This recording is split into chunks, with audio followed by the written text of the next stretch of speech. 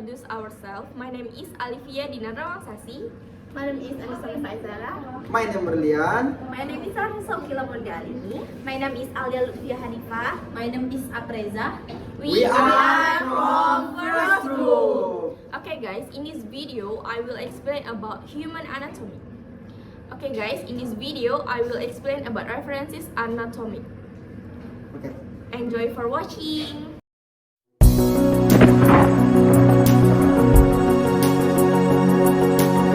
Tulang kepala mempunyai fungsi utamanya ialah melindungi organ yang ada di kepala. Organ ini begitu penting bagi kehidupan manusia dan namanya adalah otak. Tulang kepala atau sering disebut tempurung kepala tersusun atas os frontal, os parietal, os temporal, os occipital, os sphenoid, dan os ethmoid. Os frontal. Os frontal atau sering disebut tulang dahi berbentuk pipih dan mempunyai fungsi utama melindungi otak, sekaligus menopang struktur kepala. Os frontal meliputi rongga hidung dan rongga mata. Os parietal berjumlah 2 buah, terdapat di kedua sisi kepala, menyatu di tengah kepala dan tepat di belakang os frontal. Os temporal.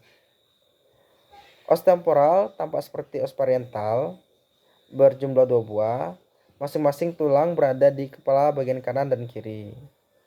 Tulang ini disebut juga dengan nama tulang pelipis, dan tulang jenis ini termasuk dalam kategori tulang yang tidak beraturan atau irregular. Os temporal memiliki fungsi membantu membentuk struktur tengkorak, melindungi otak besar, dan melindungi membran otak dalam tubuh kita. Sedangkan fungsi lain dari os temporal ini ialah sebagai tulang yang menghubungkan dengan banyak otot penting. Di antaranya terdapat otot-otot pendukung gerak, mengunyah, dan menelan. Os occipital. Bentuknya pipih. Os occipital terletak di bagian tengkorak. Tulang mempunyai lubang tempat lewatnya sumsum tulang belakang sehingga dapat menyambung ke otak. Fungsi dari os occipital adalah melindungi penglihatan. Tulang ini juga berfungsi untuk mengontrol gerak dan keseimbangan tubuh. Os sphenoid. Os sphenoid merupakan tulang yang berada di bawah os frontal. Fungsinya sebagai alat Fungsinya sebagai alas tulang pelipis. Os sphenoid berbentuk tidak beraturan atau irregular. Fungsi dari tulang ini ialah melindungi struktur otak dan saraf. Os ethmoid. Letak os ethmoid berada di depan os sphenoid. Fungsinya sebagai bagian berkumpulnya tulang yang membentuk rongga hidung. Rongga sinus yang terdapat pada dinding tulang os ethmoid mempunyai fungsi penting. Salah satunya adalah memproduksi lendir untuk menangkap alergen berbahaya. Mungkin hanya itu saja yang dapat saya jelaskan. Mungkin untuk jenis tulang yang lain akan dijelaskan oleh teman-teman dari grup 1. Terima kasih.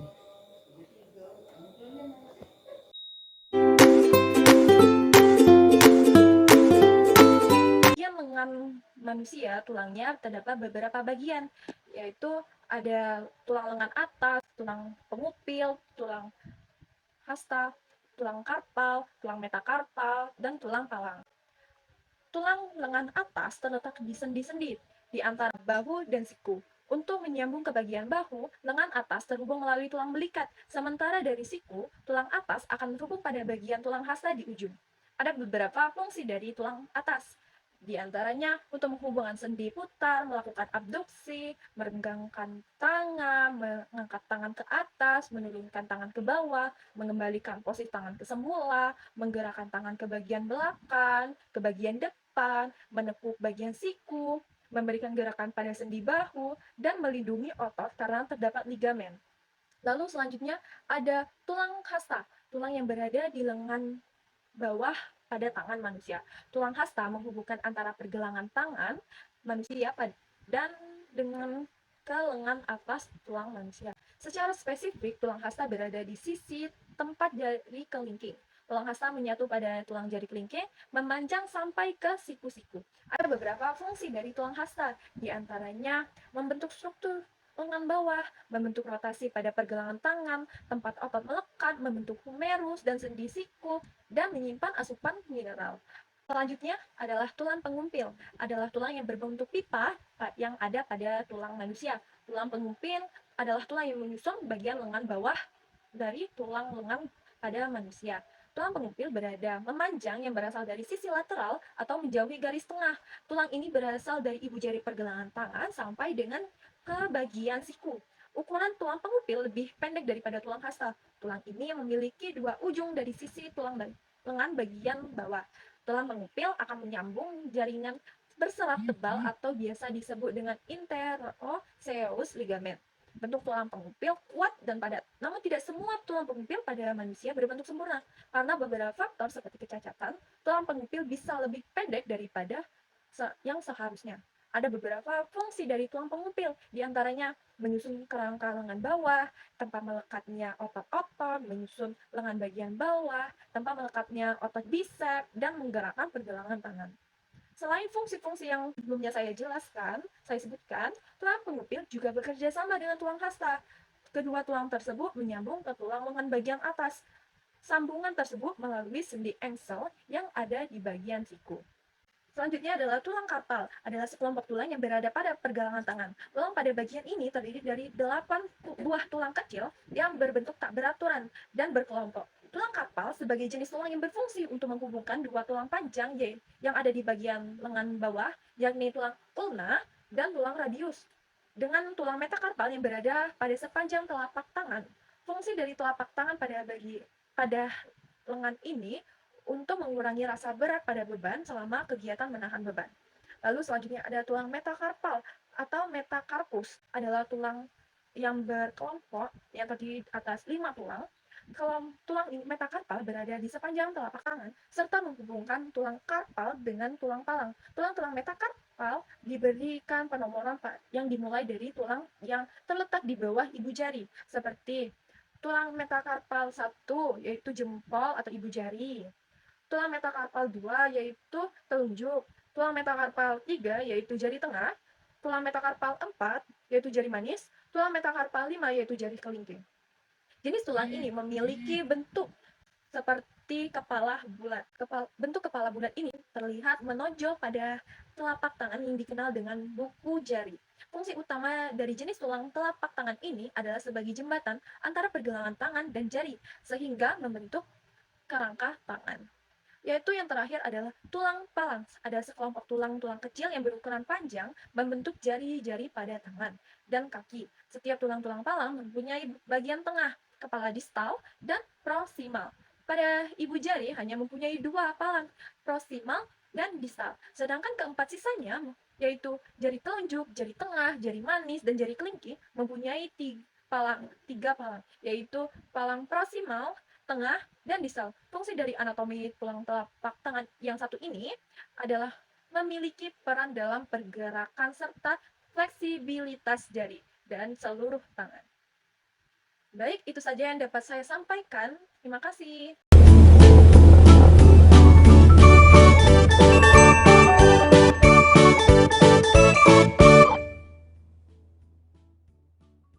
Tulang badan.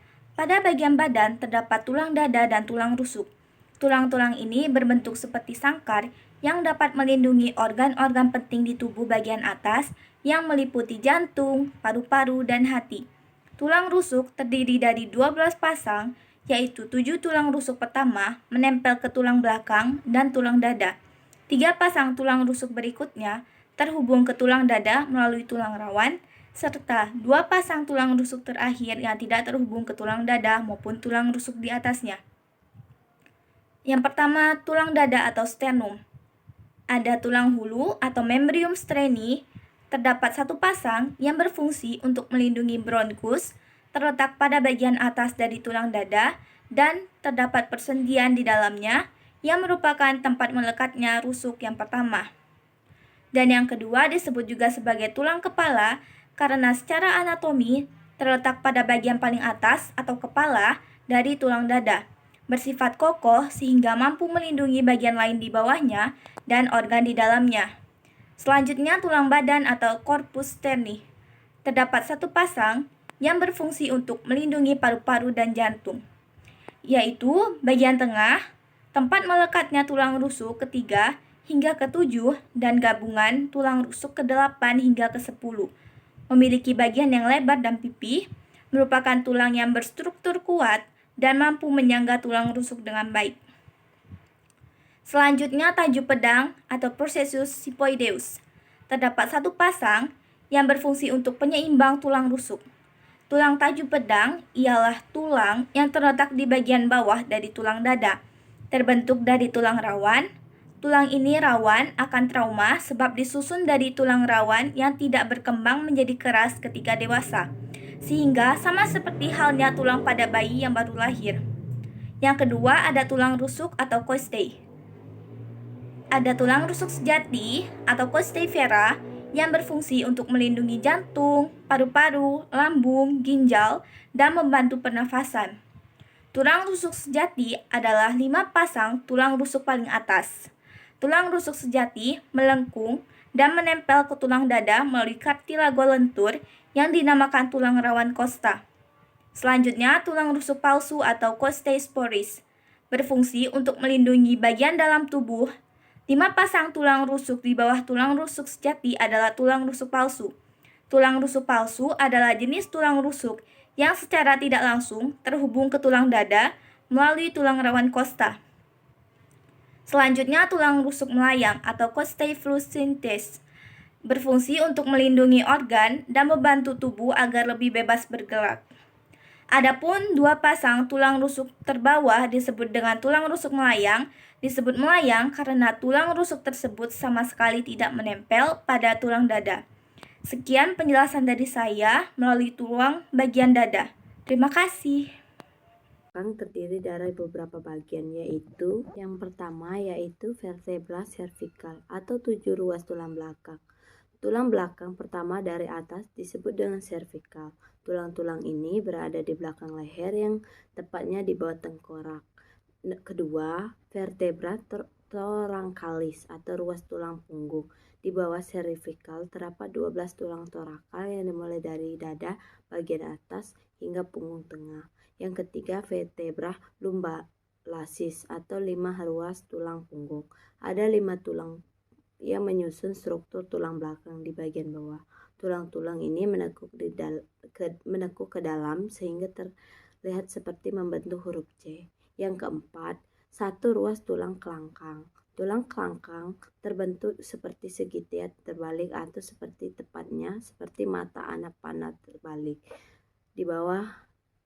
Di bagian ujung paling bawah, bentuknya akan semakin menyusut untuk kemudian tersambung dengan tulang ekor yang agak meruncing. Yang kelima, vertebra coccygus atau 1 ruas tulang ekor. Tulang ekor merupakan tulang belakang. Tulang ekor terdiri dari 4 tulang belakang yang menyatu membentuk 1 tulang kecil.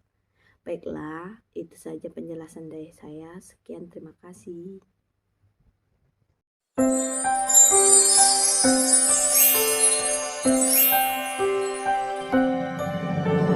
Pinggul. Tulang pinggul berfungsi untuk menghubungkan kaki dengan kerangka aksial.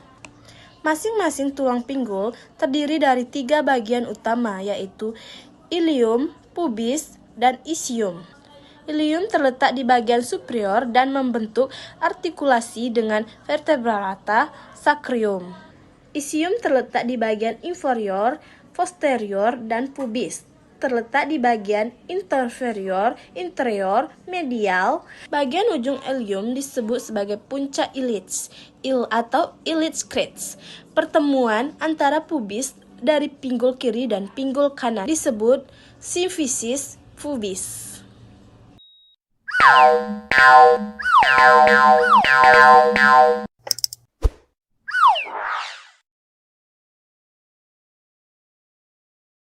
Sistem gerak merupakan kesatuan di tubuh manusia yang membuat manusia biasa bergerak seperti yang dikehendaki. Sistem gerak manusia terdiri dari tulang, persendian, dan otot. Sistem gerak yang ada di tubuh manusia sendiri secara umum dapat dibedakan menjadi dua, yaitu sistem gerak pasif berupa kerangka dan sistem gerak aktif berupa otot. Anggota gerak dikelompokkan menjadi anggota gerak atas dan anggota gerak bawah. Dan untuk tulang anggota gerak bawah terdiri dari bagian 2 femur atau tulang paha, 2 tibia atau tulang kering, 2 patella atau tulang tempurung lutut, 2 fibula atau tulang betis, talus atau tulang pergelangan kaki, metatarsal atau tulang telapak kaki, dan phalanges pedis atau tulang jari kaki. Tulang anggota gerak bawah sendiri mempunyai bentuk dan susunan tulang anggota gerak bawah lebih disesuaikan untuk berjalan, berlari, dan menahan tubuh. Okay guys, thank you for watching. Don't forget like, comment, and subscribe. Bye.